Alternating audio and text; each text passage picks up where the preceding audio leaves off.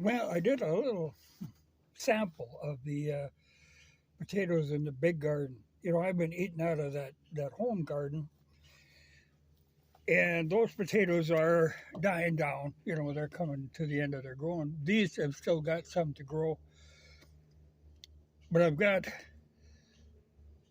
the Yukon Gold, Viking, and Norland.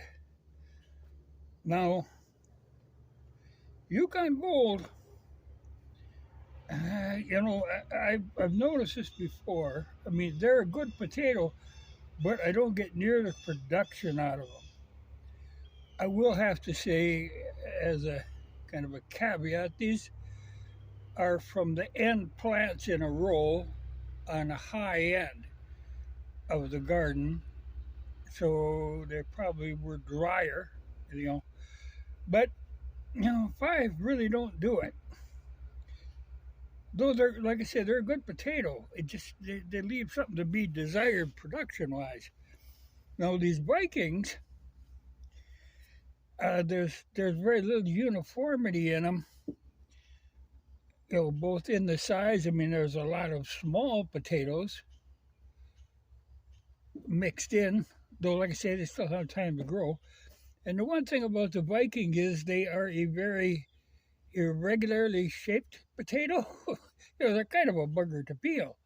There's all kinds of nooks and crannies, but they can get big, but that really doesn't offset the amount of small ones. But like I say, hard to peel. They're just an odd, lumpy, bumpy potato. Now, these ones on the end are the Norland, and I have found this in the past that they tend to be a pretty reliable potato. Here you're looking, four real good sized ones, and then a pile of kind of mediocre size. But like I say, they're still growing. And these aren't a bad size either. But you'll notice the Norlands don't have all them bumps and deep eyes and stuff. They're actually just a really good potato.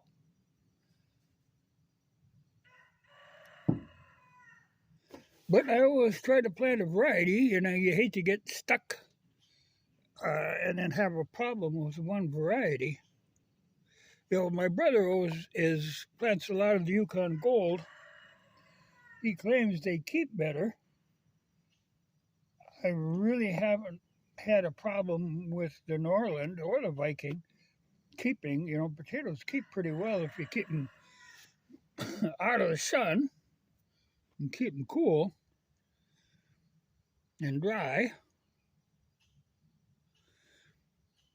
But like I say, just a sampling. Well, I think what I'll do, I was going to make meatloaf and bake potatoes. Well, what did I try? three different varieties of potatoes. Well, maybe not this great big Viking. Try something a little more. Yeah, that'll work.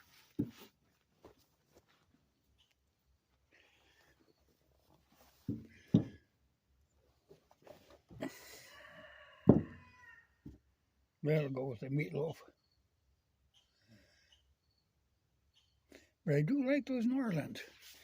The ones in the home garden here, I dug them all because they were, to the end of their growing period, where the vines die down, and I don't like to leave them in the ground too long, or the pocket gophers will find them and have a heyday, or you can have grubs get in them.